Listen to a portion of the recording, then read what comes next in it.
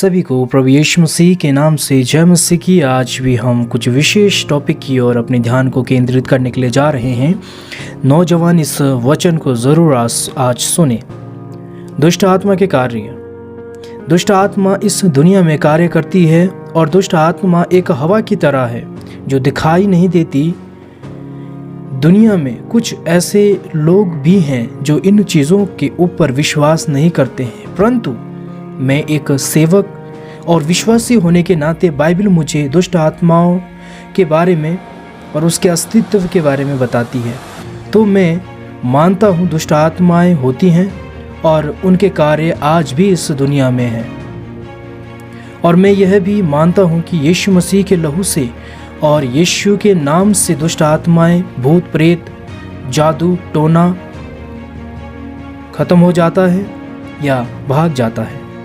अगर कोई विश्वासी या पास्टर कहता है मैं यह नहीं मानता कि शैतान हमारे इस दुनिया में नहीं है, या यह कहता है शैतान मेरा कुछ नहीं बिगाड़ सकता है, या वह मानता ही नहीं है, उन लोगों को बाइबल पढ़ने की ज़रूरत है, क्योंकि शैतान हमेशा छुपाना पसंद करता है अपने आप को। और लोगों के दिमाग में कार्य यह करता है कोई शैतान नहीं है, क्योंकि शैतान अंधकार का राजकुमार है।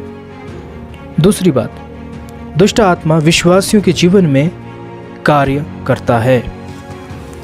पहला पत्रस उसका 5 का 8 से लेकर 11 तक यहाँ पत्रस अपने पत्री में कहता है और लिखता है, जो शैतान है वह शांति नहीं बैठा है जैसा हम शांत बैठे हैं। हमें लगता है बपतिस्मा ले लिया, प्रभु भोज ले लिया, चर्च में जा रहे हैं तो शैतान हमारा कुछ नहीं कर सकता या कुछ बिगाड़ नहीं सकता। अगर हम ऐसे बातें सोचते हैं तो हम गलत हैं। वचन कहता है शैतान कोई कुत्ते की तरह नहीं, वह गरजने वाला शेर की तरह फाड़ने बैठा है।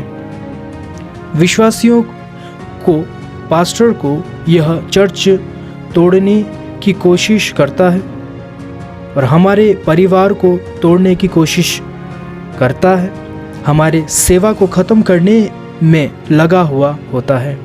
अगर हम अब भी विश्वास नहीं करते हैं तो बाइबल में बहुत उदाहरण बताया गया है। पहला उदाहरण हवा और आदम को भरमाना, दूसरा अय्यूब को दुख देना, तीसरा यीशु मसीह को परीक्षा में डालना, और चौथा पौलुस को मारना। और भी बहुत उदाहरण हम देख सकते हैं जो परमेश्वर के लोगों को दुख पहुंचाता है, और शैतान और आज भी वही कार्य कर रहा है। हर एक विश्वासियों का काम है शैतान से लड़े। याकूब का 4 का 6 से 7 तक जब हम पढ़ते हैं, याकूब कहता है कि शैतान से भागना नहीं है और ना ही शैतान से डरना है, परंतु परमेश्वर के अधिकार अधीन में होकर शैतान से लड़ना है। अगर हम लड़ते हैं तो शैतान हमारे सामने से भाग जाता है। लिखा हुआ है वाइस यानी छल कपट शैतान का हथियार क्या है? क्या है छल कपट शैतान के हथियार? पहला जो हथियार जो शैतान का है, व्यभिचार एक मीठा जहर है जो धीरे धीरे मारता है नौजवान को। आज के नौजवान को शैतान इस चीज में डाला हुआ है, नौजवान को अच्छा लगता है। और दूसरी बात, नाबालिग शोषण।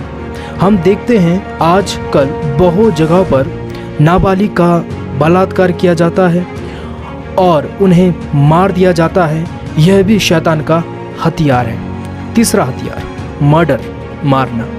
दुनिया में हत्या खून हो रहे हैं क्योंकि शैतान शुरू से ही हत्यारा है और ऐसा कार्य करता है। आज भी हम अपनी आँखों के सामने यह सब कार्य को देखते हैं। किसी ने किसी का खून कर दिया है। चौथी बात, संसारिक गाने, सॉन्ग।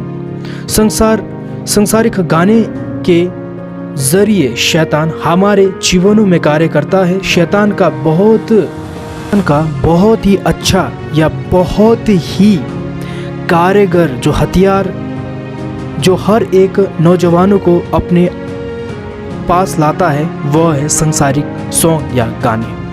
और पांचवी बात, पोर्न फिल्म, गंदे फिल्म। अगर रिपोर्ट के अनुसार हम बात करें तो गंदे फिल्म सबसे ज़्यादा हमारे भारत में देखा जाता है और इस भारत में मसीह लोग भी हैं, बहुत विश्वासी लोग भी इस चीज़ में फंसे हुए हैं। छठवा, संसारिक फिल्म। परमेश्वर का वचन कहता है समय को बहुमूल्य समझो, समय थोड़ा है। फिल्म के माध्यम से शैतान हमारे समयों को खा रहा है। सातवां, पति और पत्नी होते हुए भी किसी और के साथ रिश्ता। यह आजकल बहुत ही कार्य कर रहा है, खासकर विश्वासियों के परिवार में यह भी शैतान का एक कार्य है। आठवीं बात, शादी से पहले जीएफ और बीएफ। शादी से पहले एक रिलेशन बनाना यह भी एक शैतान का हथियार है। नौवीं बात, किसी को धोखा देना यह भी शैतान का कार्य है। 10वीं बात, हर एक चीज को पाने की अभिलाषा, सब कुछ पाने की अभिलाषा, धन, घर, गाड़ी और भी बहुत, यह भी शैतान का एक हथियार है। और भी बहुत कुछ है शैतान के कार्य जो एक विश्वासी के जीवन में कार्य करता है। अगर शैतान किसी के अंदर है, मत्ती उसका 9 का 32 से 34 हम पढ़ते हैं, लूका उसका 11 का 9 पढ़ते हैं। अगर किसी के अंदर है तो उससे वह गूंगा बना सकता है।